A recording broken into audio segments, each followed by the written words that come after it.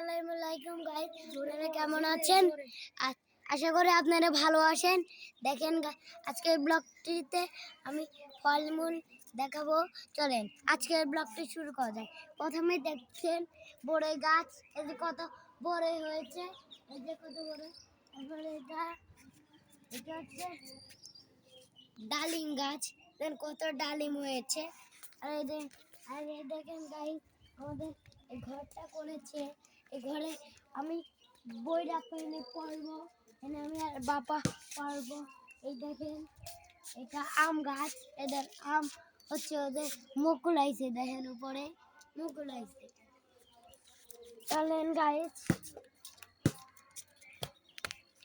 দেখেন গাইস পেঁপে গাছে যে পেঁপে ধরেছে, যে কত পেঁপে। আর এই দেখেন গাইস একটা লেবু গাছ, যে কত লেবু। আর এই দেখেন গাইস এটা কি গাছ,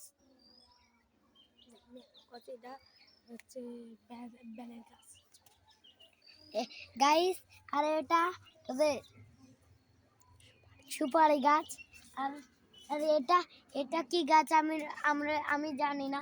ওই দেখেন গাইস আমাদের কলা গাছ, ওই শরীররা কলা নিয়ে গিয়েছে। আর এই দেখেন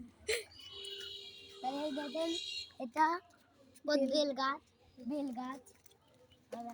আর এই দেখেন পেয়ারা গাছ, পেয়ারা গাছ, পেয়ারা গাছ।